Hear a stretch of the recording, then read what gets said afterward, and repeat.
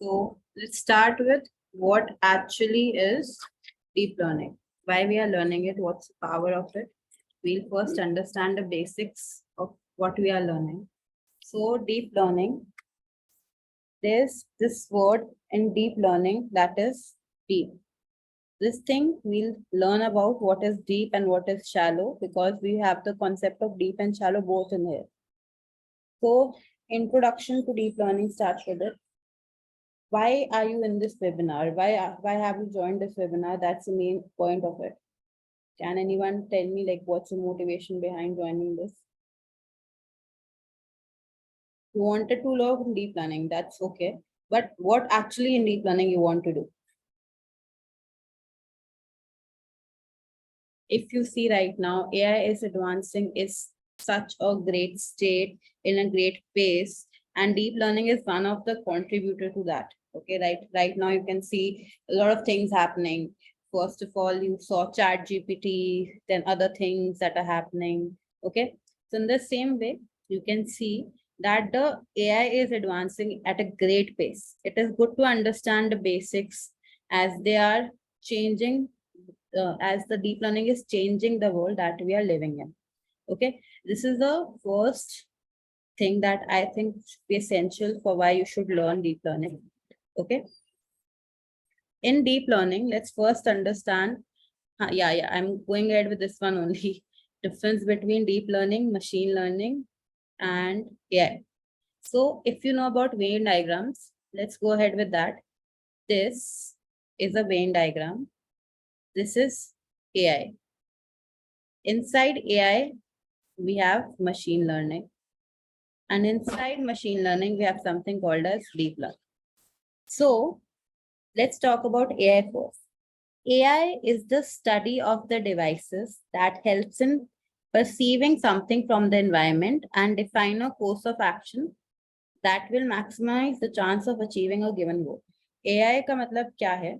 आप AI क्या करता है? Environment से कुछ signals perceive करता है, कुछ signals देता है, and वो देखता है कि actually आप जो भी आप गोल अचीव करना चाहते हो वो आप कैसे कर पाओ. Study AI is nothing but the study of devices. AI is study of devices जो कि environment को perceive करके कुछ actions follow करते हैं. Okay? Machine learning, जैसे machine की बात करी हमने, machine is learning. That means आप जो काम खुद करना चाहते थे वो आप काम किसी मशीन से करवा दो. Okay? Machine learning is the subset of AI, and in this we make sure that machine is learning how to complete a certain task without programming that thing. Like आप उसे ये नहीं बताओगे अच्छा आप ये करो आप वो करो. मशीन खुद लर्न करके एक आउटपुट के पास आएगी. ठीक है, आप मशीन को कुछ चीज सिखा रहे हो, आप मशीन को सिखा रहे हो कुछ चीज प्रिडिक्ट करना, आप स्कोर प्रिडिक्ट करना सिखा रहे हो, मशीन को कुछ सिखा रहे हो कि for example how can you predict if a tumour is benign और इट्स कैंसरस. तो आप वो दिखा रहे हो, आप मशीन से प्रिडिक्ट करवा रहे हो कि इस प्रॉपर्टी का हाउस, इस प्रॉपर्टी का रेंट क्या होना चाहिए.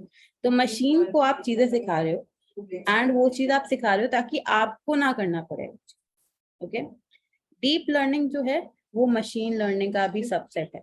तो deep learning is nothing but जो सबसे छोटा सर्कल है that is your deep learning. Deep learning is the subset of machine learning in which the tasks are broken down onto machine learning algorithm that are organized in layers. तो जो machine learning के algorithms हैं जो layers में होती हैं, ये first layer हो गई आपकी, एक second layer हो गई, third layer हो गई, वैसे ही अलग अलग layers होती हैं. ठीक है, जब हम बात करते हैं deep की बात करते हैं तो deep का मतलब क्या होता है? Deep is actually proportional to the number of layers you have. अगर आपके पास कम है layers तो आप उसे शैलो नेटवर्क बोलते हो. अगर आपके पास बहुत सारी लेयर्स हैं एल्गोरिदम्स की जो जो चीजें डिफाइन कर रही हैं, तब आप उसे बोलते हो डीप लर्निंग. एक जो लेयर है, अब ये लेयर कर क्या रही है? Each layer builds upon the output from the previous layer. ये इस लेयर ने अपना आउटपुट इसको दिया, इस लेयर ने आउटपुट इसको दिया and so on.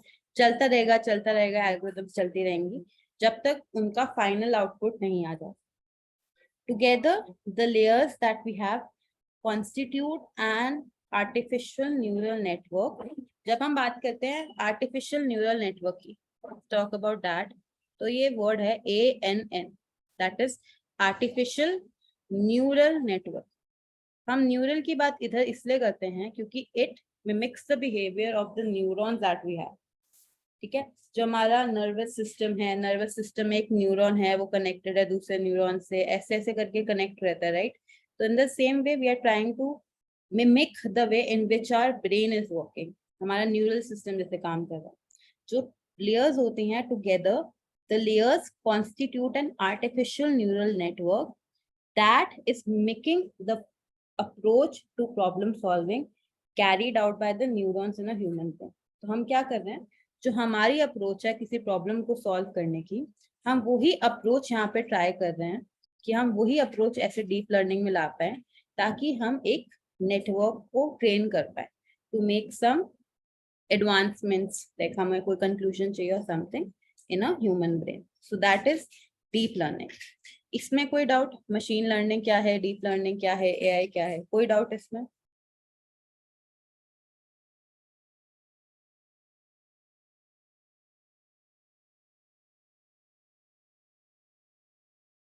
I think Nishant had this question. Nishant, आपको कोई डाउट? MLDL का डिफरेंस समझ आया?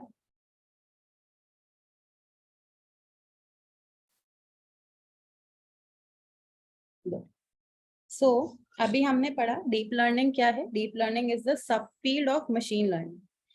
इसमें वो डील कर रहे हैं with the algorithm that are inspired by the functioning and structure of the brain.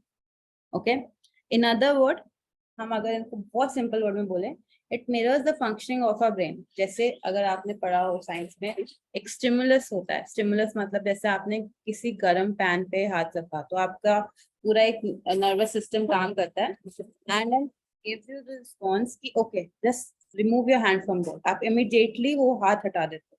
तो अगर आप कभी बैठ के सोचो कि एक्चुअली ये होता कैसे है, तो आपका पूरा न्यूरॉन्स काम कर रहा है, नर्वस सिस्टम काम कर रहा है to see how the things are working. ठीक है, now deep learning algorithms are similar to how nervous system is structured, whereas each neuron connected whereas each neuron is connected with each other and passing information. Actually, I'll answer your question. पहले हम एक छोटा सा network बना के दिखाते हैं आपको। ये आपके पास इनपुट लेयर है, इनपुट लेयर। ये आपके पास है हिडन लेयर। जो भी आपकी प्रोसेसिंग होती है, जो भी आपका डेटा को प्रोसेस होता है, डेटा से इनसाइट्स निकालते हैं, वो होता है आपके हिडन लेयर में। आपके पास हिडन लेयर बहुत सारी भी हो सकती हैं। जितनी ज्यादा हिडन लेयर उतना ज्यादा डीप आपका नेटवर्क है। अगर आपके पास कम हिडन लेयर्स हैं, इसका मतलब आपका जो नेटवर्क है that is shallow, and then we in the end have the output. जो हमारे को आउटपुट चाहिए वो आउटपुट में आता है। तो आपकी जो न्यूरॉन है, ठीक है, वो जो न्यूरॉन है वो कनेक्टेड होते हैं। ये जैसे ये न्यूरॉन है, ये पूरी लेयर है, दिस इज अ लेयर। इसके न्यूरॉन कनेक्ट होगा इससे, इससे, इससे, इससे, इससे एंड सो ऑन। फिर वो इन ये वाला लेयर देगा इधर, इधर, इधर, इधर, ऐसे सारे में चलेगा। ठीक है, एक neuron is connected with another and they are passing the information. इधर से इंफॉर्मेशन गई, फिर यहाँ पे इंफॉर्मेशन गई, जब तक आउटपुट नहीं आता। एक लेयर से दूसरे लेयर तक इंफॉर्मेशन ट्रांसफर हो गई। ठीक है, now deep learning models, as I told you, are working in layers, and a typical model, कोई भी simple model के पास 3 लेयर तो होंगी होंगी, इनपुट, हिडन एंड आउटपुट। ठीक है, output layer, each layer accept the information जो कि उसके पिछली वाली लेयर ने भेजी है। हिडन लेयर लेती है इनपुट से, आउटपुट लेयर लेती है हिडन से। मतलब जो उसके पीछे वाली लेयर है उसकी इंफॉर्मेशन वो लेके आगे पास करती है to the next. Okay, I'll then I'll cover the thing कि हम डीप लर्निंग पढ़ क्यों रहे हैं, वाई आता है, why. The question is why. अभी हमने पढ़ा व्हाट पढ़ लिया हमने, अब पढ़ते हैं वाई। अगर आप बात करो एल्गोरिदम्स की, जो आपकी एल्गोरिदम्स हैं, जो आपका डेटा है, मैं आपको एक ग्राफ दिखाती हूँ, ग्राफ दिखाती हूँ मैं। I'll show this on the net so that you can see it. 1 second, let me share my screen.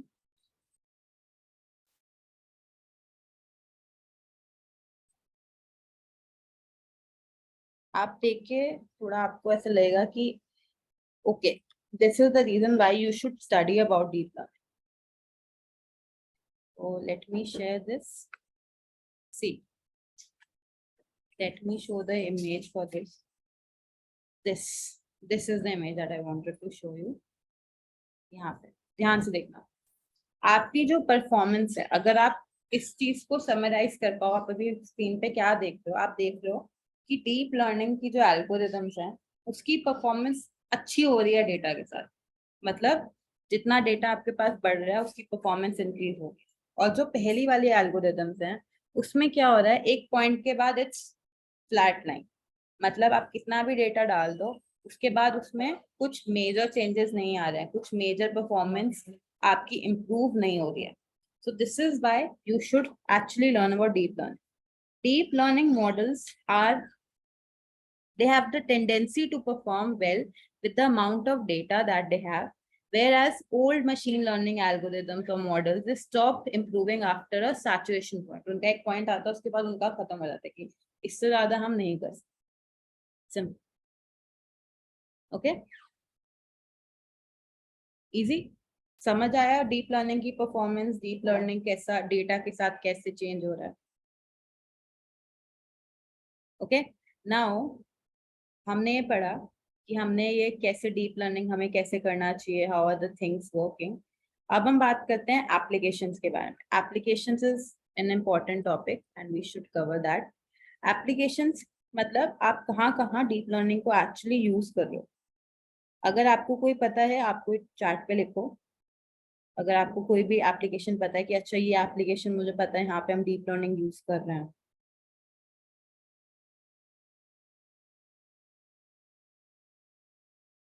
I share my white board ताकि मैं भी लिख पाऊँ. चैट जीपीटी बोला नवीन. ओके,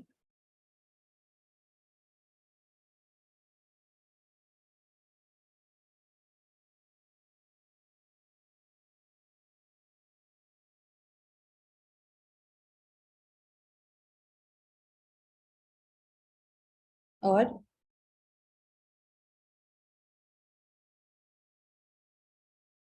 कोई application.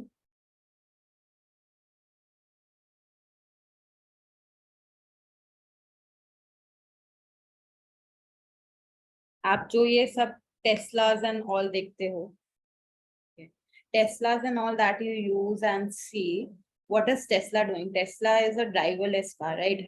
We don't need a driver to drive that. So Tesla has, like, if it sees something like a pole or a bump in the road, then what it does is it automatically detects it and it drives accordingly. So you are using computer vision there, you are using different kind of things यहाँ पे, and that is where you are using deep learning.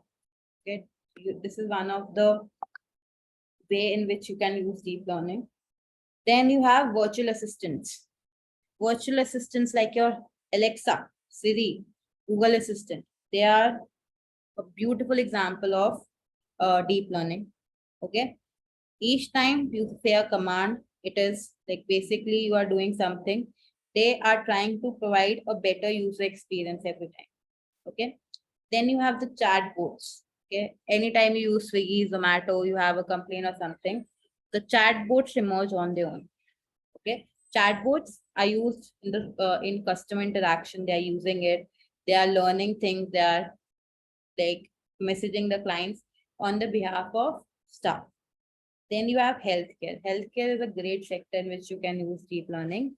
Deep learning is found its application in healthcare sector so much that you can detect disease using deep learning. You can have a possible diagnosis using deep learning. You can do research, discovery of drug, and diagnosis. Like I told you, one example was if the tumor is benign or cancerous using deep learning. Then the famous example that comes to my mind is Netflix, Amazon Prime. It just sparks my mind when I think of application. When you are watching something, so generally it gives you the example, right? Okay, this is something that is similar to that. So you get recommendations on the basis of that. All of this is done by deep learning. you are using you are using YouTube, Netflix, Spotify. It gives you the relevant examples. Okay, that this movie, this song, and this video is recommended to you based on your past experience. So based on a person's browsing history, what they are seeing right now, their behavior, their like their pattern, they tend to provide you recommendations. Okay, fine. Then another one that I personally like is they are also used to have, they are also used to give subtitles to the movies. Okay, you have the subtitles with you in the movies. So do you think somebody is sitting and writing those? So you can generate subtitles automatically with the help of deep learning. Okay, you have a lot of things that you can do with deep learning. There is like uh, even a new thing, and it's not a new thing, but a popular thing is like you have some black and white images and you want to colorize that images that into colors, then you can also use image colorization that is possible with deep learning. Robotics is one of the major place where you use deep learning. So you are, for example, I remember one person gave an example of ChatGPT. So if you remember, there was a meme few days back, I think. The person gave ChatGPT something, describe what is in the image. Okay. So what they gave was the answer of what is in this. So if you give ChatGPT this, he described this image. So that ChatGPT is doing what? It is actually seeing what is in the image and it is giving the caption to the image. It is called as image captioning. Okay. Image captioning is something that you can do with the help of deep learning. It is basically generating a description of an image. Okay. And it uses CV, that is computer vision, to understand the image's content, how the things are working, and to turn the images into words in a particular order. Okay. Then you have advertising. I can like give you countless examples of applications of deep learning. One of the more common one is NLP. If you have heard about it, NLP is like natural language processing, if you know about it. So if you think it is difficult for robots or some computers to understand the human language. Okay. So NLP is used at that place, natural language processing. You are processing the things. For example, you are processing the alphabets, the handwriting, the numbers, the accents, and you are learning from it. Okay. So I think we had enough examples of how we can use deep learning. What are the applications? I gave you, I think, more than 10 examples. Okay. Any doubts till now?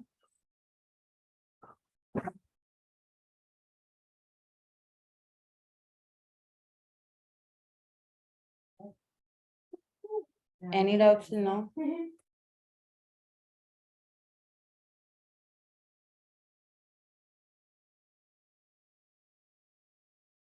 Okay. So we learned about deep learning, why you should use it, the projects that you can make with the help of that. Okay. So deep learning has revolutionized with the help of machine learning, and a lot of things are being done in this field. It's a very, very happening field. A lot of people are learning things, a lot of people are adding things here, and this is how it's working. I gave you a small example of input layer, hidden layer. Let's talk about one more thing. The one that we learned right now was ANN, that is artificial neural network. Let me show you one more thing, and that is CNN, or you can call it ConvNet, that is convolutional neural network. This is also called as that. Okay. So we learned about ANN. Let's learn about convolutional neural network. A convolutional neural network is a type of ANN only, in which the connectivity pattern between the neurons that we have in the layer is inspired by the things like CNN का जो major आपका application रहता है ना, right? It's basically, अगर आप कहो तो वो रहता है image recognition में, video recommendation में. यहाँ पे आपका ये CNN यूज होता है. तो अगर आपको किसी इमेज के साथ काम करना है, आपको किसी इमेज के साथ काम करना है, तो then you use CNN. And I'll show you one small example. I hope that you understand this. Suppose this is my image. This is my image, and I have written something like letter 8 here. Okay. So this image, it's divided into what? अगर मैं पूछूं what is the primary unit of an image, कि मतलब what is image divided into? Can you tell me? Image किस चीज में divide होती है? इमेज किस चीज से बनती है? एक फोटो है आपके फोन में, आप कोई भी इमेज है, इमेज किससे बनती है? Yes, image is made up of pixels, right?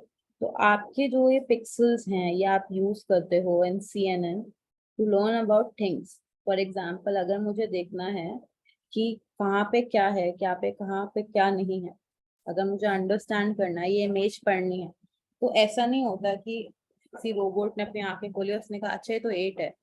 उसको थोड़ा पता है कि ये 8 है, उसके लिए तो एक पैटर्न है नया. Okay, you have to learn, you have to recognise this image. So image classification happens like this. Computer sees an input image, एक इमेज देखता है computer, and then it is seen as an array of pixels. उसको एक image जो होती है वो pixels के फॉर्म में दिखती है. ठीक है, एरे ऑफ पिक्सेल्स डिपेंड करता है कि एरे का आपके पास क्या है. आपके पास RGB है, आपके पास एक सिंपल ग्रे स्केल इमेज है, क्या है? CNN मॉडल क्या करता है, ये जो पिक्सल है वहां पे ये कुछ कुछ, जैसे यहाँ पे मैं एक छोटा एग्जांपल ले रही हूँ.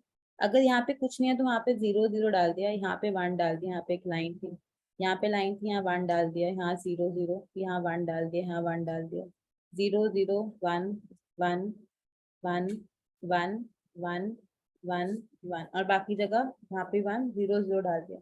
तो अब क्या कर रहा है वो, ये चीज पढ़ रहा है, ये 0 1 0 1. यहाँ पे 0 1 की जगह और भी चीजें हो सकती हैं. 0 to 255 का रेंज रहता है for colours, if you know about it. 0 to 255, 0 and 255 represents white and black. Okay, अगर आपने कभी काम किया हो ऑन फोटोशॉप और इलस्ट्रेटर, आपको ये रेंज पता होगा कलर का. तो ये कलर, ये पिक्सेल्स जो हैं, यहाँ पे ये ऐसे आ जाते हैं. अच्छा, यहाँ पे ये चीजें हैं. फिर ये पैटर्न जो है, ये this matrix pattern, this is read by the network that you have. Okay, this is a small thing that I'm showing you how actually is deep learning working. Okay, convolution, आपके पास जो convolution neural network है वो image को देख के ऐसे नहीं store करता, अच्छा ये तो 8 है, ये तो मुझे पता है. वो देखता है अच्छा this is like a small array of things, वहां पे नंबर्स हैं and those numbers represent something, and according to that number हम उसको, उस चीज को we read about. Okay, so this is a small introduction of CNN. CNN आपका majorly use होता है इन इमेज डिटेक्शन, वीडियो डिटेक्शन. यहाँ पे आपका मेजर वर्किंग रहता है CNN. Then with after CNN we have another important topic and that is RNN. RNN जो है it stands for recurrent neural network. I'll write it for you. That is recurrent neural network. Recurrent neural network, and I'll also cover one more term that is LSTM. I'll try to cover it if I can explain you in the basics. LSTM stands for long short-term memory. Okay, let's first read about RNN and how it's working. RNN stands for recurrent neural network. It is also a type of neural network. NN से पता चल रहा है, and best suited for sequential data. RNN का अगर मैं आपको real world example देती हूँ तो RNN यूज होता है आपका सिरी में. आपने एप्पल यूज किया है सबने, अगर नहीं किया है किसको देखा होगा, एप्पल का सिरी जो होता है that is using RNN. Okay, RNN में क्या होता है, हमारे पास अगर मैं आपको एक छोटी सी, अगर मैं आपको एक, ये इनपुट लेयर है मेरे पास, ये मेरे पास एक हिडन लेयर है दो बीच में, एंड ये मेरे पास आउटपुट लेयर. ठीक है, this is my input, this is my hidden, and this is my out. Now there are two terms in deep learning, that is forward propagation. I'll explain it in very basic sense ताकि आप सीख पाओ. And we have another thing called as backward propagation. मेरे ख्याल से आपको forward और backward से समझ आ गया होगा. एक चीज आगे जा रही है, एक चीज पीछे आ रही है. ठीक है. अगर हम बात करें फॉरवर्ड प्रोपोगेशन की, it is the simplest type of neural network. Data क्या है, आपने डेटा एक फ्लो करेगा आपका सिर्फ फॉरवर्ड डायरेक्शन. ठीक है.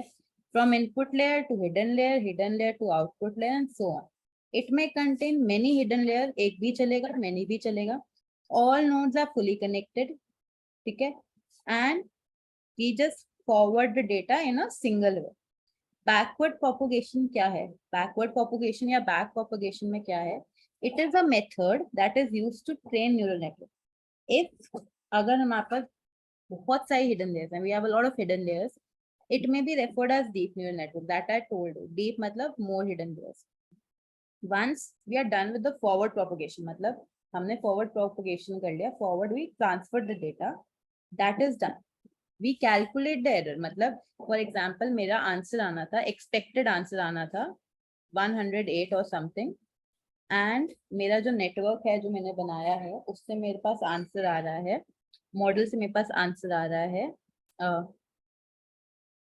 100 or something. Okay, so I have an error. Okay, so once we have done the forward propagation, we get the output, then we calculate the error. Once we are done with that, this error that we have is then back propagated. आपके पास जो error आएगी वो वापस जाएगी पीछे, back propagation होगा hidden layers का to the network. वहां पे back propagation इसलिए होगा ताकि आप नेटवर्क को बेटर ट्रेन कर पाओ. उसके जो पहले जो उसके आ रहे थे, पहले जो वो आउटपुट दे रहा था, उस आउटपुट का आप मोर प्रिसाइज कर पाओ. आपके पास जो आउटपुट है it's better, it's more like the error is less, it's more I'll say more in term with the real answer. अगर 100 है तो मे बी वो 102 हो जाए, 105 हो जाए, 108 हो जाए. तो you are actually training it in a very great. Backward and forward propagation समझ आया how this is working?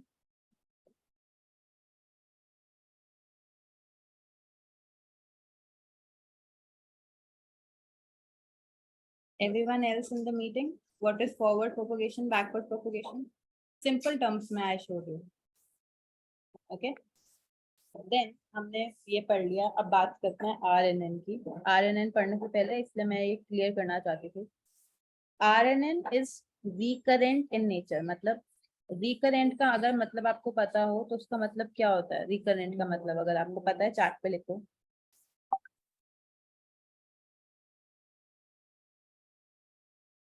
Recurrent आप सर्च भी कर सकते हो.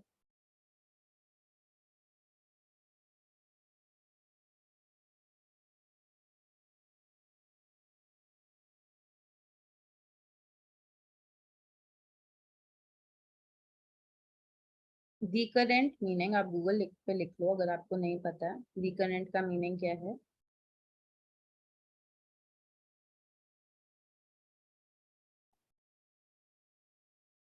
repeating, reoccurring thing kind of thing. Okay, so recurrent अगर हम बोल रहे हैं तो something is repeating, right? कुछ चीज repeat हो रही है ना. recurrent neural network means something is repeating, something is happening again and again and again. Okay, इन इसमें मतलब क्या है, जो आपका जो इनपुट है, जो recurrent neural network में जो इनपुट है, it flows in both direction. मैं आपको एक एग्जांपल देती हूँ एक क्लियर करके. आपने देखा कि एक्चुअली में क्या हो रहा है, all the input are given, all the input that you have they are passing from input layer hidden layer to output layer. Okay, for example अगर मैं आपको कहूँ कि मुझे एक टेक्स्ट प्रेडिक्शन करनी है, आप ऑटो सजेस्ट यूज करते हो सब लोग. ऑटो सजेस्ट में you have a prediction of something. ठीक है, for example I have to predict hello के बाद क्या आएगा, या फिर आप अगर आप मेल लिखते हो तो वहां पे ऑलरेडी प्रेडिक्शन आती है ना, प्लीज के बाद ऑलरेडी आ जाता है प्लीज फाइंड अटैच्ड. तो what I am trying to do is I am trying to guess the word that is coming after please. तो मैं एक sequence, I am trying to fix the sequence. I am trying to see what is the thing that is coming after this please. Okay, So I am trying to guess what is happening. Okay. In this case, when I am trying to guess the next word, I have to take in account the previous word. But अगर हम simple network में चलेंगे जहाँ पे input सीधा आगे पहुंच जाता है, हम वापस नहीं जा सकते देखने, तो हमारे को problem होगी. That means all the inputs and outputs, if they are independent of each other, but in the case when it is required to predict the next word of a sentence, the previous words are required. You have to know what are the previous words, and hence there's a need to remember the previous word. या तो आप उसको याद कर लो कि अच्छा previous word हमारा please था या hello था, ठीक है. तभी जो ये problem हमको encounter हुई to remember the previous words, RNN came into existence because of that. Okay. The main and most important feature or of RNN is hidden state. अगर आपको कोई RNN के बारे में पूछे और आप ये hidden state बताओ, that is a good thing because this is one of the most important thing in RNN. Hidden state is nothing. Hidden state एक चीज है that remembers some information about a particular sequence. आपके पास कोई text है. If you want to remember the information, some information regarding the sequence, hidden state is the one that does that. Hidden state can also be called as memory state. Okay. Why? Because it remembers the previous input to the network. For example, when we are doing the guessing the next word kind of thing. Okay. And it is remembering that thing. Simple. We got it. How this is working? What is RNN? Yes or no, guys? We learned about 3 kind of things. ANN till now, CNN, RNN, some basics of these things, how these things are working.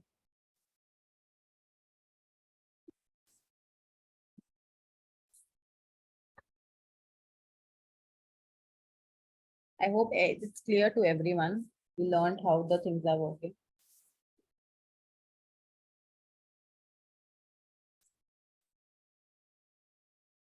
Okay. I think let's move ahead. Clear this out.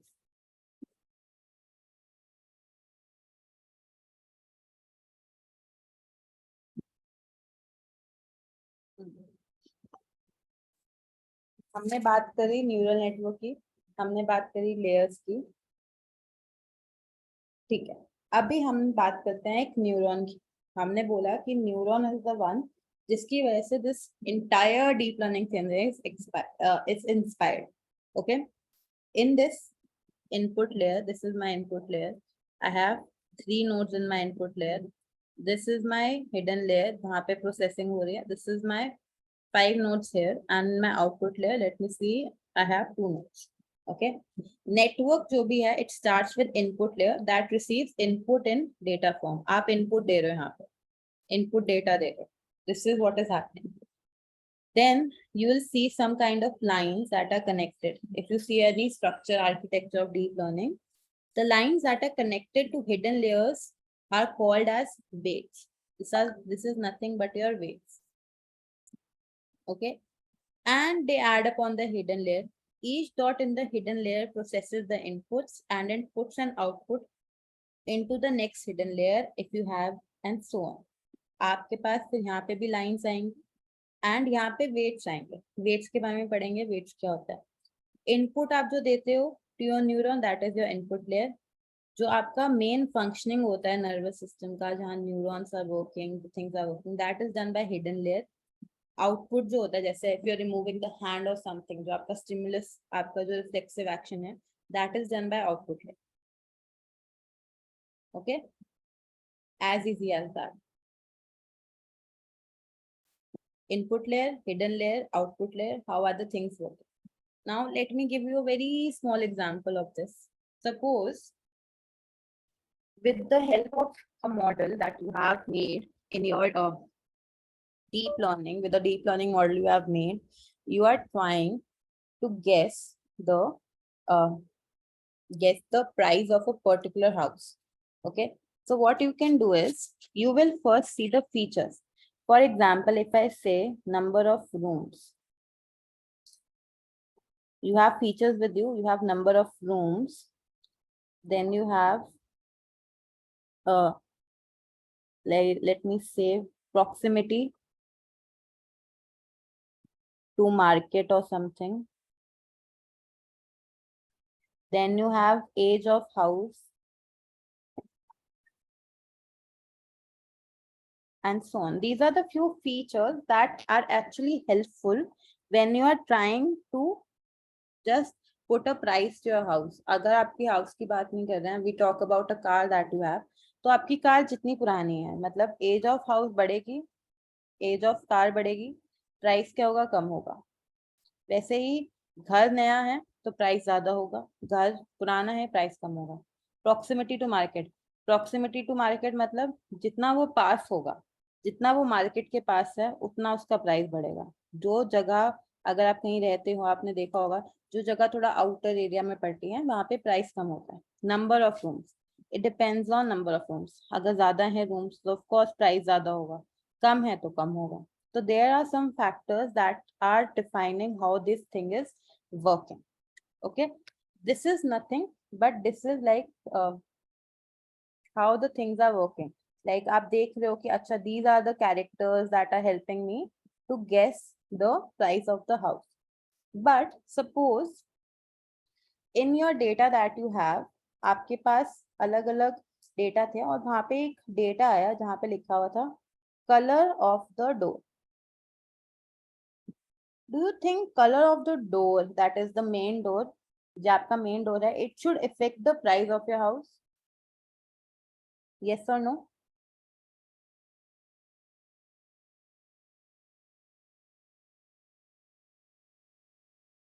Color of the door, no.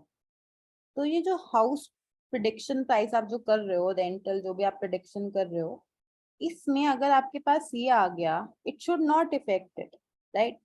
आपके पास अलग अलग चीजें हो सकती हैं, view हो सकती है, लाइक अलग अलग कलर ऑफ हाउस वट.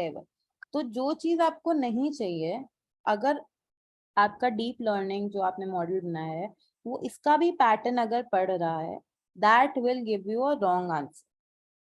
ठीक है, इसका पैटर्न हमको नहीं पढ़ना. अगर रेड है तो भी चलेगा, ब्लैक है तब भी चलेगा. It's not a big thing, it's not a big deal. Okay, so if you want to see how this is working, तो आप क्या करते हो, आप इनपुट करते हो डेटा. आप क्या कर रहे हो, इनपुट कर रहे हो डेटा. आप इनपुट कर रहे हो यहाँ पे, एंड यहाँ पे आप अलग अलग चीजें कह रहे हो कि अच्छा ये प्राइस के लिए है, सॉरी ये प्रॉक्सिमिटी के लिए है, ये आपके लिए नंबर ऑफ बेडरूम्स के लिए है, ये आपके और क्या था, एज ऑफ हाउस के लिए है, एंड ये और कोई फीचर है. ये आपने इनपुट किया, फिर वहां पे there is a processing that is happening कि अच्छा प्रॉक्सिमिटी ये है तो आउटपुट ये होना चाहिए एंड सो ऑन. तो यहाँ पे ऐसे कर करके वी हैव आउटपुट. ओके, अलग अलग चीजों के लिए वी हैव आउटपुट. तो जो चीज आपको नहीं चाहिए ज्यादा, मतलब जो चीज आप चाहते हो कि वो आपके आंसर को इफेक्ट ना करे, you can choose that thing. मतलब आप डिसाइड कर सकते हो कि अच्छा this is something that I don't want to effect my answer. For example हमने अभी जो पढ़ा that is colour of the door, but generally there can be something. Suppose आपका जो डेटा, आपके पास और डेटा आया एंड उधर बाय कोइंसिडेंस और समथिंग जो रेड कलर वाले हाउसेस थे उनका बाय जो गेट था, सॉरी, उनका प्राइस मे बी ज्यादा हो, कोइंसिडेंस हुआ. ठीक है, तो जो मैंने जब आपको बोला ना, आपके पास एक ये होता है, वेट होता है, ये आपके पास एक नोड है और ये हिडन लेयर के नोड को आगे डेटा दे रहा है. तो जो आपके पास जो वेट होता है, यहाँ पे वेट अगर मैं कहूँ यहाँ पे है 0.5, यहाँ है 0.8, यहाँ पे है 0.6. So an artificial neural network is made up of nodes that are into layers, and these layers are connected to each other through weights. This weight represents the strength of connection between the two nodes. इसका मतलब ये वाला connection जो है, it is comparatively, I'll say कम, as compare to this one. ये connection ज्यादा strong है। जब भी कोई नेटवर्क रिसीव करता है an input at a given node in the input layer, input is passed to the node in the next layer. That is my hidden layer. I am just showing you this. And the input that you get, that will be multiplied by the weights assigned to those connection. अगर मैंने input दिया 100, तो अगर मैं 100 को multiply करूं 0.5 से and 100 को मल्टीप्लाई करूं 0.8 से, किसकी वैल्यू ज्यादा होगी? ए की वैल्यू ज्यादा होगी या बी की?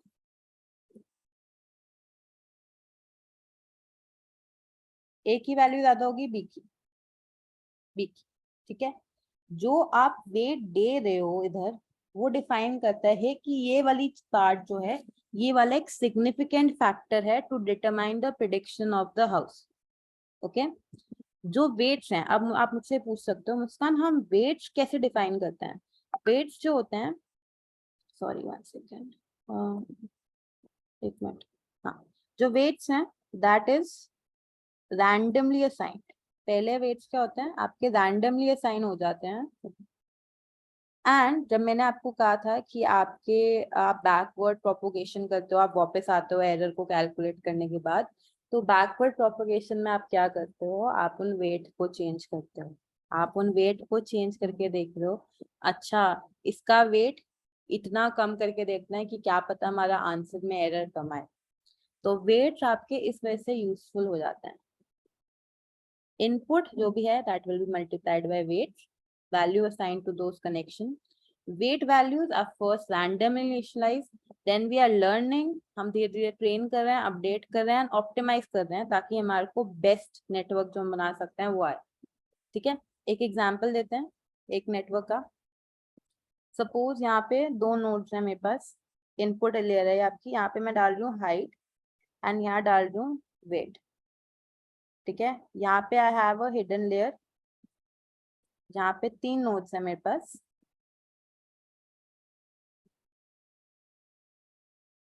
तीन नोट्स है मेरे पास। I think somebody asked doubt, give me a second, मैं एक बार खत्म कर दूं। यहाँ पे ये नोट है, ये आउटपुट ले रहा है। ठीक है। नाउ हाइट यहाँ पे सपोज मैंने लिखा 160 सेंटीमीटर, वेट इज 55। देन ये वाला नोट कनेक्ट होगा अलग अलग से। तो यहाँ पे मैंने रखा वेट 0.35, यहाँ पे मैंने रखा -0.1, यहाँ पे मैंने रखा 0.7। उसके बाद अलग तरीके से नोट कनेक्ट करके देखते हैं दूसरा वाला नोट। यहाँ पे वेट हो गया 0.2, ये वाला वेट हो गया -0.4, ये वाला हो गया 0.18। तो अब आपके पास यहाँ पे एक वैल्यू आएगी, वो वैल्यू क्या होगी? 160 इंटू 0.35 जो उसका वेट था, प्लस 55 इंटू 0.2। तो मतलब आपके पास जो भी वैल्यू आएगी, I think it's 0.2, it will be 67। तो आपके पास एक वैल्यू आई 67। ऐसे ही आपने यहाँ पे कुछ वैल्यू आई, यहाँ पे आएगी -38, यहाँ पे आई यहाँ पे 121.9 एंड सो ऑन। तो आपके पास वैल्यूज है, आपने देखा अच्छा ये आपका इनपुट का वेटेड सम है। इन द सेम वे फिर वो आगे चलेगा, आगे ये कनेक्ट होगा, ये कनेक्ट होगा एंड सो ऑन। वो चलता रहेगा till you have a particular output in your thing. Suppose हम इससे क्या करना चाह रहे थे? हम इससे ये देखना चाह रहे थे कि आपका हाइट और वेट जितना, उसके हिसाब से we are trying to define कि आपको कितना कार्डियो करना है और कितना स्ट्रेंथ करना है। तो suppose for this particular model, for this output, I got 0.2 cardio and 0.8 strength. मतलब कार्डियो और स्ट्रेंथ का रेशियो देखते हैं हमें, 1:4 है। Simple. In this way it's working. For each node in a fully connected layer, a weighted sum is computed with each of the incoming weights we have. This weighted sum is considered as the output from the node, and this output will be passed along and along जब तक हमारे पास कोई output नहीं आता. As simple as that. Did you learn something new how this is working? Interesting लगा how we are working with this?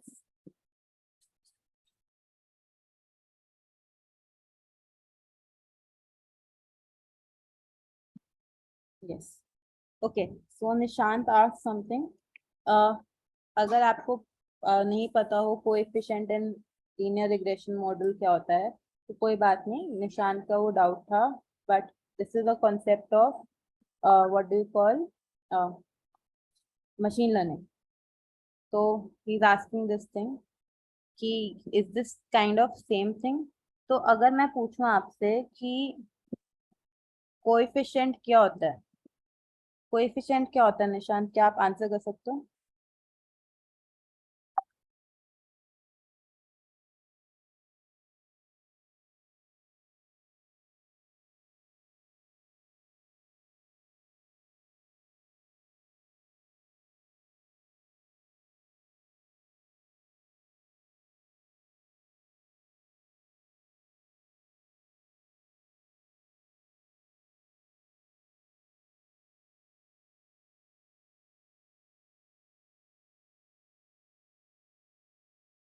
अगर हमें पता हो तो हम बाइस निकालते हैं, हाँ बाइस निकालते हैं, हम कोफिशिएंट निकालते हैं।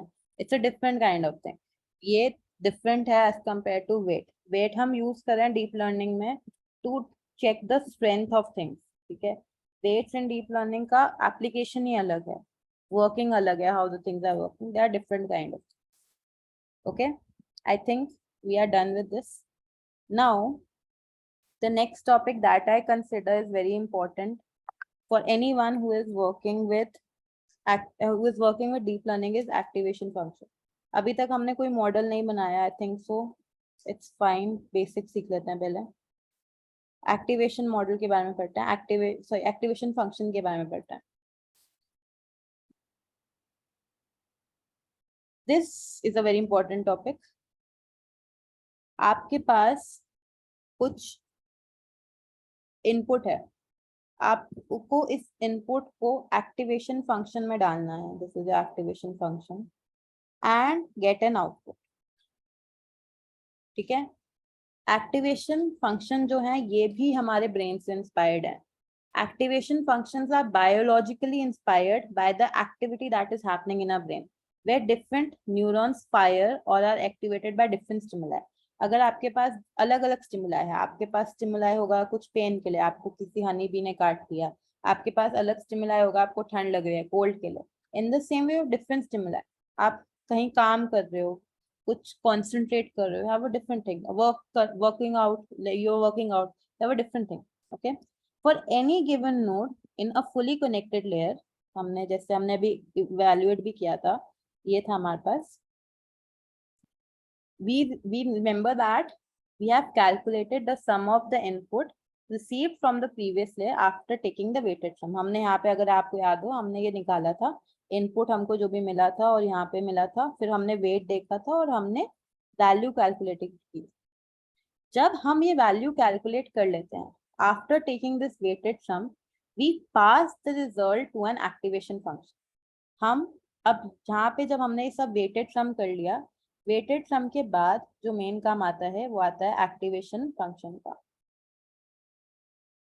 पढ़ते हैं एक्टिवेशन फंक्शन के बारे में।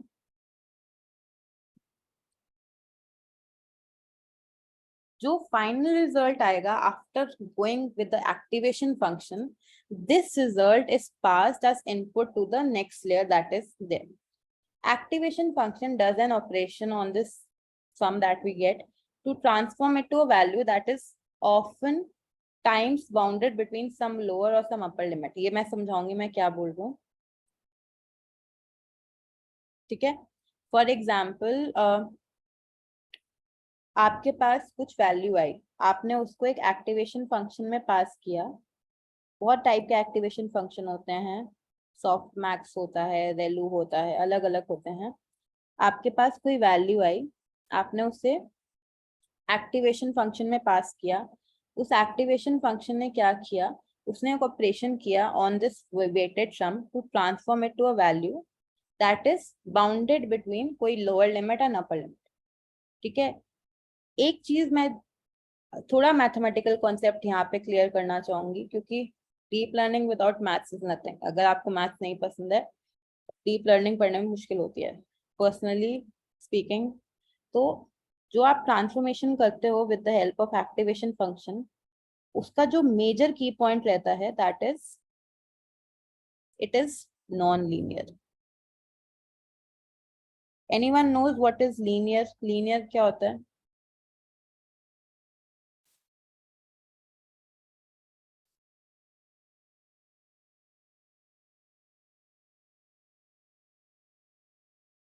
अगर मैं आपसे पूछूं लीनियर क्या होता है, what is linear?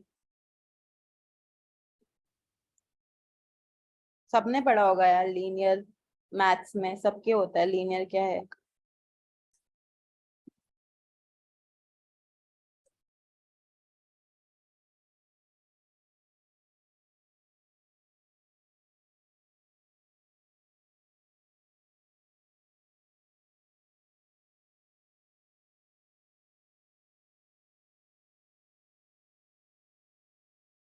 Okay, linear regression का फॉर्मूला दे रहे हैं शांत. Linear, okay, linear straight line example दे सकते हो आप. लीनियर लाइन पढ़ी थी हमने, लीनियर फंक्शंस पढ़े थे. हमारा जो ट्रांसफॉर्मेशन होता है वो नॉन लीनियर में हो जाता है. और हम ये कर क्यों रहे हैं? लीनियर मैपिंग जो होती है ना हमारे पास, लीनियर फंक्शंस और लीनियर मैपिंग्स जो हैं, they are very simple as compare to non linear one. Okay, linear mappings are very simple as compared to the non-linear one. Having a non-linear activation function. मैं maths में नहीं घुस रही हूँ यहाँ पे नॉन लीनियर लीनियर के बारे में, बट मैं एग्जांपल देके समझाऊंगी इसके बारे में. अगर आपके पास एक नॉन लीनियर एक्टिवेशन फंक्शन है, allows a neural network to compute things that are there, compute complex functions easily. ठीक है. फॉर एग्जाम्पल एक छोटा सा एग्जाम्पल देती हूँ. मैंने ये एग्जाम्पल कहीं पे पढ़ा था, मुझे अच्छा लगा था. For example I have this whole thing with me. Let me show you.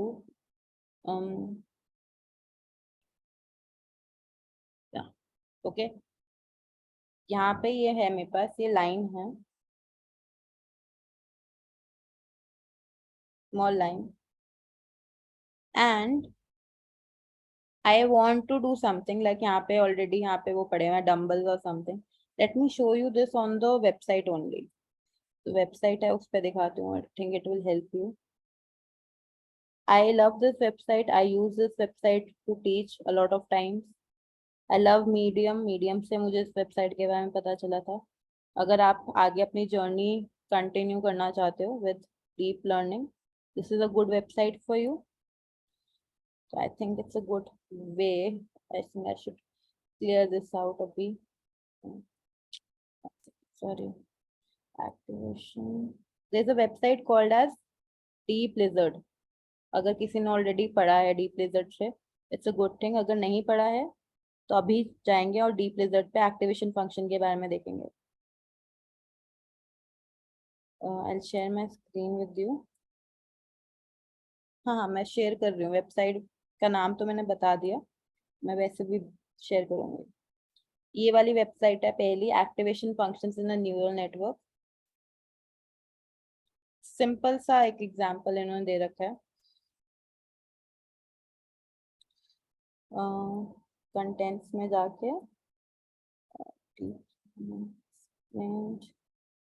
ये एक्टिवेशन फंक्शंस में जाना, डीप लर्निंग में एक्टिवेशन फंक्शंस. एंड यहाँ क्यों नहीं आ रही है? One second.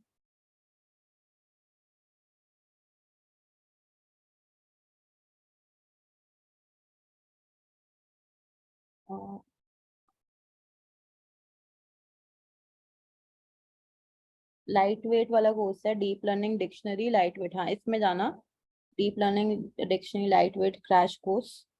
And why is it showing you this now? One second, let me share the link. Are you, like, I hope that you all are on WhatsApp. मतलब मैं I'll share that in both the groups. अगर आप चाहो आप वहां से देख सकते हो, आसान रहेगा.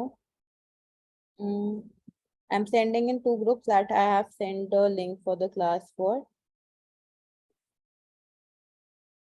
हाँ, चेक करो अगर व्हाट्सएप पे हो आप। Yes I have send it. तो वहां पे एक छोटा सा डायग्राम है, एक मैपिंग कर रखी है between linear and non linear, and एक क्लासिफिकेशन बाउंड्री दे रखी है। ठीक है, लीनियर फंक्शन में क्या होता है, that the composition of two linear function is also linear function. आप वर्किंग ना समझो इट्स फाइन, बट फंक्शन जब आप पढ़ोगे तो आपको ये समझना पड़ेगा एक्टिवेशन फंक्शन आप लगा क्यों रहे हो। ओके, एक्टिवेशन फंक्शन के हमारे पास टाइप होते हैं, मतलब पॉपुलर वंस की बात करती हूँ मैं। जो मैंने लिंक भेजी है एक बार उसको पढ़ना जरूर, जिसको थोड़ा मैथ्स में इंटरेस्ट है, जिसको सीखना है बीच का, मतलब पीछे प्रोसेसिंग कैसे हो रही है, go through that please. Okay, I want you to go ahead and work on activation function. Popular वाले बताती हूँ। There is this function called as ReLU. There is this one called as sigmoid, and this one that is softmax. I think I have taught a lot with these functions only. ये कौन कौन से function है, ये कैसे काम कर रहे हैं। पहले पढ़ते हैं सिग्मॉइड के बारे में। जनरली यही प्रोसेस रहता है। सिग्मॉइड इज नथिंग, मैं आपको एक ग्राफ दिखाती हूँ। सिग्मॉइड का एक फॉर्मूला होता है, I'll just write it.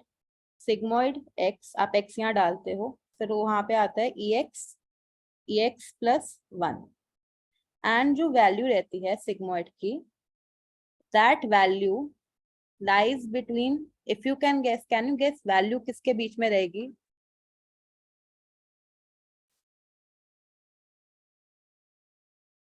0 to 1, yes, it will lie between 0 to 1. Okay, ये थोड़ा मैथ्स, अगर ये फॉर्मूला समझ जाओ तो आप समझ जाओगे 0 to 1 के बीच में। Again I told you, maths नहीं बच पाओगे if you are learning about deep learning. This is a graph, अगर किसी को मैथ्स नहीं पसंद है, this is your general graph for sigmoid function. Okay, अगर आपके पास, यहाँ पे मैं लिखती हूँ कि ये एक्चुअली वर्क कैसे कर रहा है। हाँ, अगर आपके पास जो इनपुट है that is negative values, your value will be very close to zero, your value will be very close to zero. Okay, तो आपका जो सिग्मॉइड का आउटपुट है that will be near to zero. अगर आपका इनपुट पॉजिटिव वैल्यूज है mostly, तो आपका जो आउटपुट है that will be very close to 1। And अगर आपके पास जो वैल्यूज हैं वो बिटवीन 0 टू 1 के, सॉरी जो वैल्यूज हैं जो 0 के पास, अगर आपके पास मोस्टली, सॉरी कहाँ पे गया, हाँ, अगर आपके पास कुछ वैल्यूज हैं जो कि नेगेटिव हैं, तो आपका जो आउटपुट है वो मोस्टली 0 में देगा। अगर आपके पास कुछ पॉजिटिव हैं तो मोस्टली आपका आउटपुट 1 में देगा। अगर आपकी जो वैल्यूज हैं दैट आर क्लोजर टू 0, तो आपका आउटपुट 0 एंड 1 के बीच में ही रहेगा। ठीक है, when sigmoid is used as an activation function in a particular layer neural network, it accepts the weighted sum जो हमने निकाला था from the previous layer, and वो जो sum है, आपका जो sum था, अगर आपको याद हो हमने निकाला था 67 minus 129 84, इन वैल्यूज को ट्रांसफॉर्म करके बिटवीन 0 एंड 1 ले आता है। ठीक है, अपर लिमिट आपकी रहेगी 1, जब मैंने बोला था ना activation function works between upper limit and lower limit. Upper limit आपकी रहेगी 1 एंड लोअर लिमिट आपकी रहेगी 0। तो अगर आप बोलो 1 के बारे में, 1 is the one that is more activated, and 0 is the one that is less activated. Okay, 0 and 1 के बीच में आपकी वैल्यू आएगी। Sigmoid output gives you a probability कि अच्छा ये 0 के पास है, 1 के पास है, this one is more activated and this one is less activated. Then after sigmoid function we have the ReLU one. ReLU is comparatively easier. ReLU बहुत आसान है। यहाँ पे ये आपके पास ये है ReLU, ये आपका ग्राफ रहता है ReLU का। This is your graph. If your value is less than or equal to 0, तो आउटपुट आपका सीधा 0। अगर आपकी वैल्यू पॉजिटिव है, पॉजिटिव में आपकी वैल्यूज आ रही हैं, तो आपकी जो वैल्यू है that will be the positive thing only. मतलब अगर आपने कुछ वैल्यू जो इनपुट करी है दैट इज पॉजिटिव वैल्यू, तो आपको आउटपुट में वही वैल्यू आ जाएगी. Okay, that same value. If you enter some value that is 0 और नेगेटिव, तो आपका जो आउटपुट आएगा in value will be 0. Whenever you are using value as your activation function, it accepts the weighted sum again and transforms this sum to a value that is equal to 67. या जैसे आपने जहाँ पे अगर आपको याद हो ये चीज थी ना, आपके पास हिडन लेयर में 67 था, -38 था और 121 था. अगर आपने यहाँ वैल्यू फंक्शन लगाया तो यहाँ पे आउटपुट 67 ही रहेगा क्योंकि पॉजिटिव है. Negative will be converted to 0. 121 will be 121 only because it's positive. Okay. You can think of value as being more activated. जैसे जितना नंबर पॉजिटिव है, जितना बड़ा पॉजिटिव है वो, उतना ही वो एक्टिवेट होगा. और सबसे इम्पोर्टेंट बात रेलू की है कि it is one of the most popular choice whenever you are choosing an activation function. यहाँ आजकल रेलू बहुत यूज करते हैं, मेरे को पर्सनली बहुत पसंद है. रेलू के अलग अलग सब कैटेगरीज भी हैं. You have leaky ReLU, you have parametric ReLU, pre ReLU, बहुत टाइप की रेलूस हैं. Okay, I hope ReLU and sigmoid clear हुआ how this is working. Yes लिख दो अगर आया. अभी एक आखिरी वाला बचा है, that is soft maths. Soft math activation function, ये भी आपका जो है एक एक्टिवेशन फंक्शन है. ये भी मैं I think I use it a lot, मेरे को पसंद है सॉफ्ट मैथ एक्टिवेशन फंक्शन. इसका जो फॉर्मूला रहता है इट इज अगेन थोड़ा डिफरेंट, लाइक थोड़ा डिफिकल्ट वाला to understand. It is basically whatever values you have. For example, let me just write it somewhere here. You have fx is equals to exponential x and sigma from I is equals to 0 to k. मैंने कह रहा math थोड़ा difficult in this what do you call deep learning. This is your soft maths. Okay. Soft maths और sigmoid लोगों को confusion देता है क्योंकि थोड़ा थोड़ा ऐसा लगता है कि दोनों को सेम ही है, बट ऐसा नहीं है. सॉफ्ट मैथ्स एंड सिग्मॉइड में actually they you have a difference. If you get some time please read about it. It is softmax again, it is often used as the last activation function.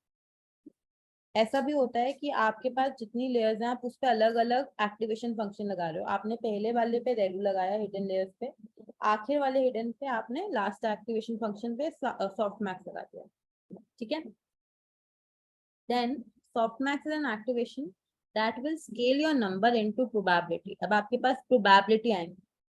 अगर मैं आपको ये छोटा सा hint दूं, आपके पास probability आएंगी तो आप क्या गेस कर सकते हो कि इसका आंसर क्या होगा, मतलब सॉफ्ट मैक्स की रेंज क्या होगी, कौन सी वैल्यू से कौन सी वैल्यू के बीच में होगी. अगर सॉफ्ट मैक्स आपको प्रोबेबिलिटी देता है, प्रोबेबिलिटी के बारे में सोचो और फिर सोचो सॉफ्ट मैक्स की रेंज क्या होगी.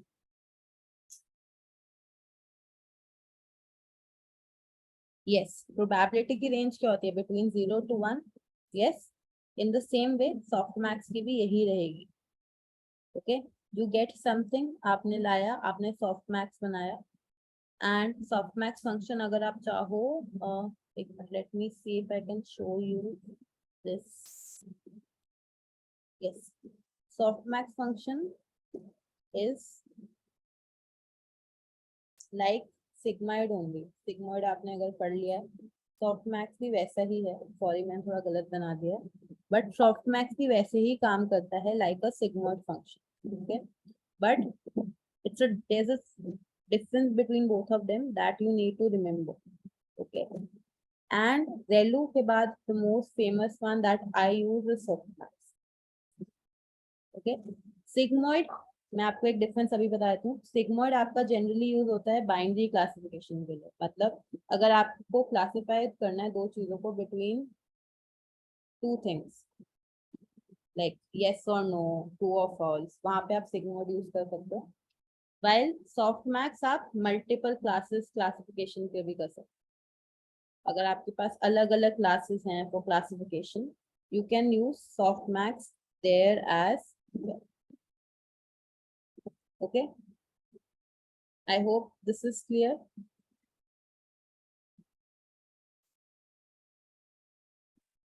Any doubt in this?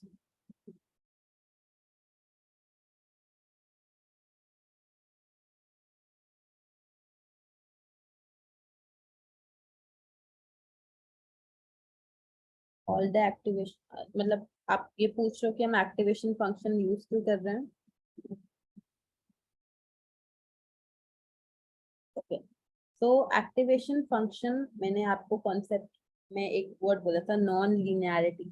आपको अगर अपने मॉडल में नॉन लीनियरिटी डालनी है आउटपुट में ऑफ अ न्यूरॉन जो आपके पास है, you use activation for that. आप एक्टिवेशन फंक्शन का मेन काम ही यही है कि आपका जो लीनियर स्ट्रिंग है उसको चेंज करके नॉन लीनियरिटी में वो ले आए उसे। ठीक है, activation functions are used to prevent linearity. ये चीज समझने के लिए maths again is necessary. Linear non linear mappings ये सब समझना पड़ेगा।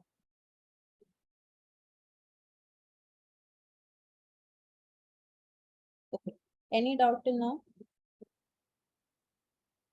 Yes, you can check the accuracy, जैसे आप एमएल के मॉडल में चेक करते हो वैसे ही सेम वे में यहाँ पे बहुत सारी टर्म्स नहीं होंगी, वेज हैं in which you can check the accuracy. आप देख सकते हो कि प्रिडिक्टेड एंड एक्चुअल आउटपुट में क्या डिफरेंस है। बहुत सारे वेज में आप चेक कर सकते हो। एंड मैंने अगर आपको बताया हो तो हम जब हम बैकवर्ड प्रोपोगेशन करते हैं तो हम एरर्स को ठीक करने की कोशिश करते हैं। तो हम एरर कैसे निकालते हैं? एरर निकालने के लिए हमको एक्सपेक्टेड आउटपुट और जो हमारे को आउटपुट एक्चुअल में मिला है दोनों पता होना चाहिए ना, और फिर हम एरर निकालेंगे। ठीक है, तो आप प्रिसिजन निकाल सकते हो, एक्यूरेसी निकाल सकते हो, अ lot of things that you can do with the help of this.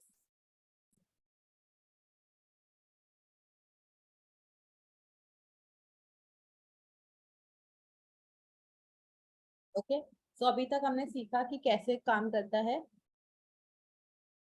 Neurons कैसे कनेक्टेड रहते हैं, उनको कहाँ से सिग्नल मिलता है, उसके बाद वो कैसे मल्टीप्लाई होता है, वेट्स कैसे मल्टीप्लाई होते हैं, weights represent the strength of the connection between neurons, and वो समराइज होता है। If the weighted sum that you get is zero, तो आप उसको चेंज करते हो। बहुत सारी चीजें हैं जो आप यूज करते हो। ठीक है, अब एक एक टर्म के बारे में पढ़ते हैं, that is binary activation function. I want to make sure कि क्लास में अगर आप आए हो एटलीस्ट आपको बेसिक्स तो क्लियर हो जाए डीप लर्निंग के। आप किसी को बता पाओ कि अच्छा मैं डीप लर्निंग पढ़ क्यों रहा हूँ और मैं पढ़ क्या रहा हूँ, मैं क्या कर रहा हूँ, हिडन लेयर क्या है, एक्टिवेशन फंक्शन क्या है, वेट क्या है, इतना तो क्लियर हो। और ट्रस्ट मी, डीप लर्निंग पढ़ाना इज वेरी हार्ड अगर आपको मैथ्स नहीं आती है, पाइथन नहीं आता है, बेसिक स्टैटिस्टिक्स नहीं आते, कि बहुत सारी चीजें बहुत मैथमेटिकली रिलेटेड है। अगर कोई यहाँ पे एमएल ऑलरेडी कर चुका है तो एमएल से भी कॉम्प्लेक्स होती है डेटा। किसी को पता हो एमएल कितनी कॉम्प्लेक्स है तो सोचो डीप लर्निंग उससे भी डबल कॉम्प्लेक्स। ठीक है, बाइनरी एक्टिवेशन फंक्शन में क्या होता है, द आउटपुट इज ईदर 0 और 1। Okay, if you get 1 that means it's more activated, and if you get 0 that means it's less activated. Okay, that is your binary activation function. Then you have types of ANN. हमने ANN पढ़ लिया ना, एक बार उसके types के बारे में भी पढ़ते हैं कि एएनएन के एक्चुअली टाइप्स में है क्या। In the types we have feedback, we have feed forward. Feedback अगर आपको पता हो, अभी हमने थोड़ा सा अभी पढ़ा है। फीडबैक में क्या होता है, आपका जो इन्फॉर्मेशन है it is feedback into itself and it is well suited ताकि आप ऑप्टिमाइजेशन कर पाओ। जो बैक प्रोपगेशन में पढ़ा है तो आप समझ जाओ, वो फीडबैक में भी वही चीज है। जो आउटपुट है it is return to the network to minimise the error. आपका जो रिजल्ट है मोर एफिशिएंट है। और जो आपके पास फीड फॉरवर्ड है, अगर आपसे कोई पूछे फीडबैक और फीड फॉरवर्ड क्या है, आपके पास अब प्रोपोगेशन के टाइप हैं बताने के लिए कि ये फॉरवर्ड प्रोपोगेशन है, ये बैकवर्ड प्रोपोगेशन है, ये ऐसे काम करता है, कैसे काम करता है, आप बता सकते हो। फीड फॉरवर्ड में कुछ नहीं होता है, आगे आगे जाता रहता है जब तक क्लास नहीं आता। ठीक है, आपके पास आगे चलता रहेगा, फीड फॉरवर्ड में आगे चलता रहेगा, एंड यू कैन रिकॉग्नाइज कि अच्छा ये चीज ऐसे हो रही है। ओके, इजी, एनी डाउट्स ना?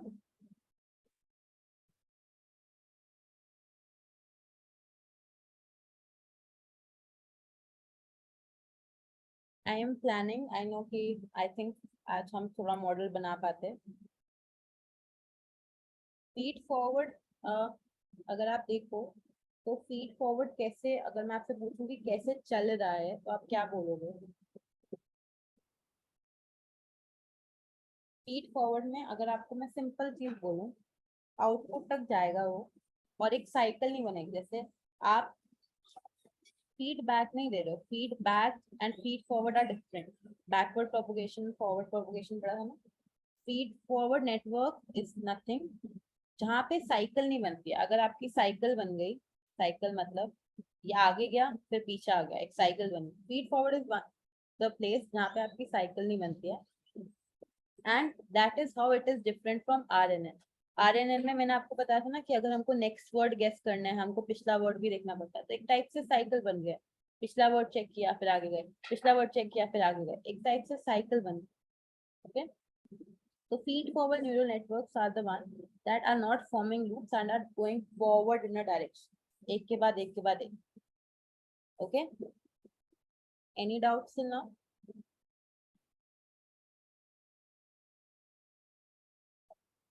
So I had, like, I planned to take class till 9:30 only. So what we'll do is, from next weekend, next to next weekend, from I think 14th is Monday, 13th is Saturday, 12th and 13th, and 12th से पहले 5th।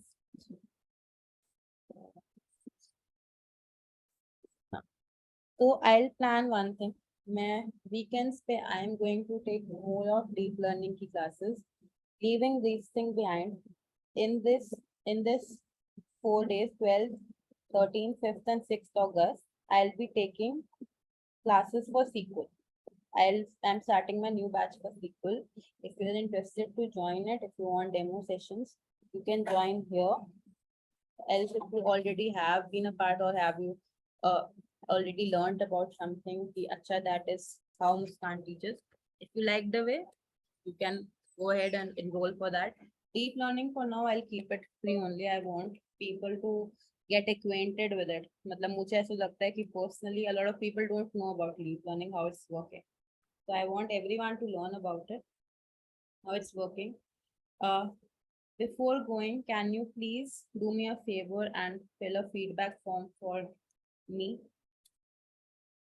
It will help me in future to, conduct more sessions, to be like, I understand, yeah, my audience wants this or this. This thing was also recommended by someone who wanted to see something. So I want you, if you can, I'm sending in the chat.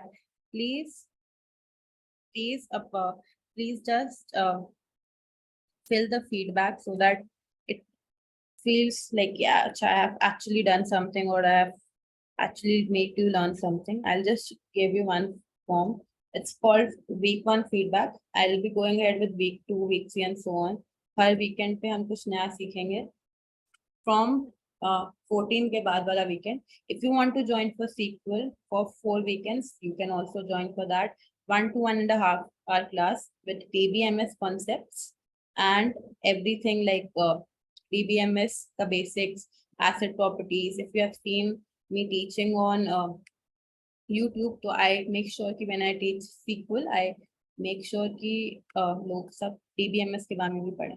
In the same way, I'll do that as well. I'm sharing a form with you. SQL classes will start from the basics of DBMS. DBMS से I'll start ताकि सब कुछ धीरे धीरे करके हम आगे बढ़े. And उसके बाद I'll start with my SQL class. So 4 to 5 classes on weekends for 1 to 1.5 hour I'll be doing. I have uploaded few videos on advanced topic already on YouTube. If you want to check that out, you can check that out. Before leaving, I request you all, if you learned even something new, कुछ भी आप नया सीखे, आपको interest आया, it's like a win win for me. Please fill the feedback. I appreciate your support. I appreciate your presence here. Uh, I'll share my YouTube link. I've sent in the chat this feedback form. Please आप तब तक भर दो. मैं तब तक आपको YouTube की लिंक भी भेज. Did you like this session? If you like this session, you can give a thumbs up or something.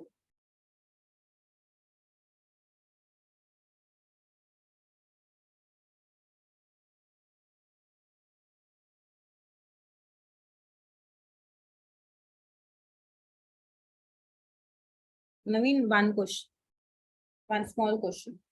What do you want? Do you want your model to learn well? Do you want your model to perform well? Or do you want to save on some computation power?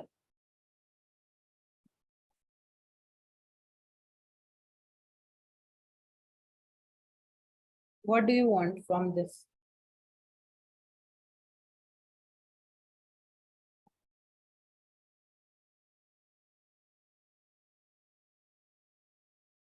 मैं आपको एक छोटा सा मंत्र होता है वो दूंगी. जब भी आपके पास कम डेटा हो, मशीन लर्निंग के पास जाओ.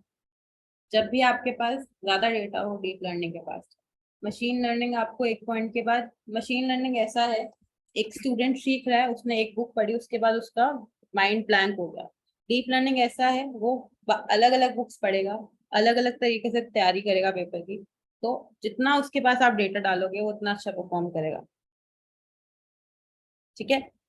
जब आपके पास सिंपल डेटा सेट है, वहां पे अगर आप कॉम्प्लेक्स डीप लर्निंग मॉडल लगा दोगे, जबरदस्ती घुसेड़ दोगे वहां पे, तो आपको इनएक्यूरेट रिजल्ट मिलेगा. ये भी मैं बता देती हूँ. तो जब भी डेटा कम हो, हमेशा मशीन लर्निंग. जब भी डेटा ज्यादा हो, हमेशा deep learning. Simple. Deep learning algorithms ज्यादा कॉम्प्लेक्स होते हैं मशीन लर्निंग मॉडल के लिए. इस वजह से they are best suited for complexity related things like recommendation, speech recognition, image classification, etc. Due to their complexity, deep learning algorithm के लिए high endware भी चाहिए, including GPUs, implementation के लिए अलग अलग चीजें चाहिए. बट अगर आपके पास कुछ ऐसी चीज है जो आप ML से नहीं कर पा रहे हो, आपको आउटपुट चाहिए, आपको अच्छे से कुछ निकालना है, तो आप वहाँ deep learning of course use करोगे ही करोगे. तो you have a choice with how complex your data is, what is your data like, क्या वो बड़ा है, क्या वो छोटा है, and accordingly you choose something. Deep learning is sustainable. Machine learning deep learning को, मतलब जो एल्गोरिथम्स है ML की, ऐसा नहीं है कि वो उसको खत्म कर दें. Deep learning is such a good field. अभी मैंने जो आपको एप्लीकेशंस बताई, आप वो एप्लीकेशंस के बिना आप वर्ल्ड इमेजिन कर सकते हो अभी?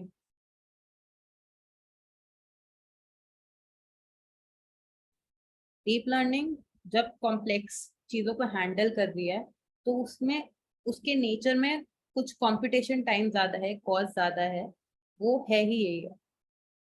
ठीक है. तो training time that is associated with any DL model is longer than ML model. I I am not saying कि मेरे को ML पसंद है, DL. मैं बस एक आपको एक फैक्ट दिखा रही हूँ. Execution period of ML model can be in seconds and DL का विल बी लॉन्ग. तो कंप्यूटेशनल कॉस्ट अलग रहता है, रिसोर्सेज अलग रहते हैं. बट अगर आप सोचो, अगर मैं अभी माइक्रोसॉफ्ट में काम कर रही हूँ, अगर इन लोगों को पता होता है कि हमारी कंप्यूटेशनल कॉस्ट ऊपर जा रही है, हम ML यूज कर, तो वो कर रहे होते हैं. For a reason they are using deep learning, and that is the thing कि डीप लर्निंग डेड नहीं होता. आपकी एल्गोरिदम को जितना वो सीखेगी, उतना वो प्रिसाइज होगी, इतना एक्यूरेट आंसर देगी. अगर आपके पास टाइम हो, नवीन, फीचर एक्सट्रैक्शन के बारे में पढ़ना. और फीचर एक्सट्रैक्शन जो ML करता है और DL करता है वो देखना. फीचर एक्सट्रैक्शन उनमें से एक चीज एक बंदा करेगा, एक नहीं करेगा. ठीक है. एक चेक करना डीप लर्निंग, और उसमें फीचर इंजीनियरिंग पढ़ना, फीचर एक्सट्रैक्शन पढ़ना, और तब आपको पता चलेगा कि how this thing is working. ML में क्या है? हाँ, दीपिका आंसर क्वेश्चन. ML में क्या है? Problem is divided it small pieces, and वो सॉल्व होके इंडिविजुअली एंड रिजल्ट देता है. ठीक है. एंड डीप लर्निंग में क्या है? It aims to solve it from the start to the end, एक ही साथ में करके चलो. ओके. एमएल में क्या है, आपको जो फीचर एक्सट्रैक्शन जो मैंने बोला ना आप पढ़ना, वो क्या होता है, वो आपको मैन्युअली करना पड़ेगा, ठीक है।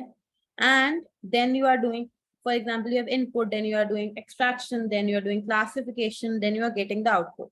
अभी मैं क्या कर रही हूँ, मैं एक इमेज क्लासिफिकेशन कर रही हूँ, मैं देख रही हूँ इट्स अ पैरेट और नॉट पैरेट, तो वहां पे मैं फीचर एक्सट्रैक्शन करूंगी एमएल मॉडल में, फिर मैं उसे क्लासिफाई करूंगी, फिर मेरे पास आउटपुट आएगा।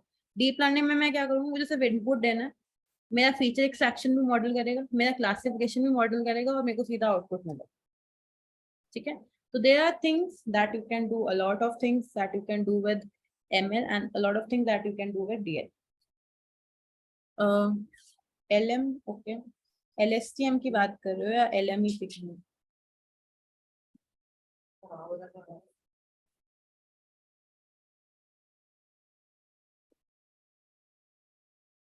LSTM की बात कर रहे हो क्या? LM, तुमने LM लिखा है, ML लिखना था। ML लिखो, LM क्यों लिखो? Okay.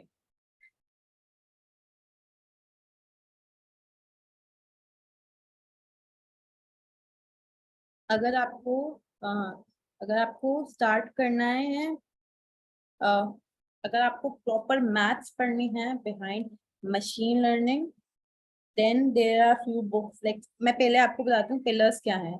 There's linear algebra that you have to learn, there's probability, there's calculus and optimization theory, ये चार चीजें रहती हैं।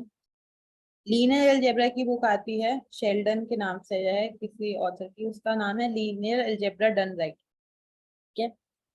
बहुत टफ सब्जेक्ट रहता है फॉर बिगनर्स, बट क्लासिकल वे में पढ़ाता है वो, एंड समझाता है मैट्रिसेस, वेक्टर्स। अगर आपको बेसिक 11 12 की मैथ्स पता है, मैट्रिक्स क्या होता है, वेक्टर्स क्या होता है, इट्स गोइंग अराउंड इन सच अ वे, वो लीनियर अलजेब्रा पूरा पढ़ाता है। प्रोबेबिलिटी की बुक आती है from David Morin, it's a good book, it's for the beginners, लिखा ऐसा हुआ है, but this is a good thing to start with. And पहले if you want you can start with this. Calculus की book आती है, sorry, calculus का I think एक एमआईटी ओपन कोर्सवेयर पे है, it's not a book, it's actually a course that is there from MIT. MIT का आप कोई भी कोर्स करना चाहो तो आप कर सकते हो, that's a good thing, that's a good start that you can do, that you can go ahead. फिर डीप लर्निंग की बुक आती है, अगर आपको पता हो, यान Goodfellow, it's a very famous book, deep learning by यान गुडफेलो, और दो तीन ऑथर और हैं उसके साथ। इट्स अ वेरी ऐसा काइंड ऑफ गीता और Quran you can say for beginners. जो भी आप थ्योरी पढ़ोगे, जो भी आपने पढ़ी है, वो सारी साथ में यहाँ से स्टार्ट होती है आना, ठीक है। It was one of the greatest people that have written the book. I love that book. If you want to start with watching videos or something, Andrew Ng on Coursera, my primitive choice for ML, for anyone who's going to learn. Any other doubt?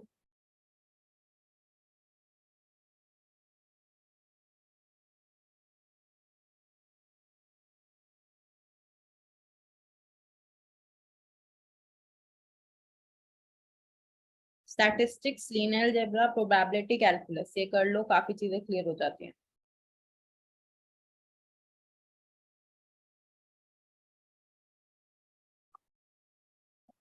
There's no doubt. Okay, thank you everyone for joining. If you are interested, next weekend मिलते हैं sequel के लिए. I'll see you all soon.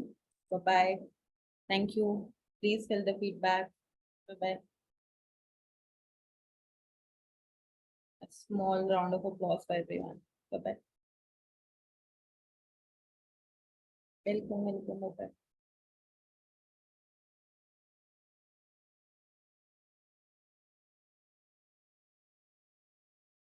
Welcome Nishant. Welcome Dharmesh. Welcome Naveen. Bye bye.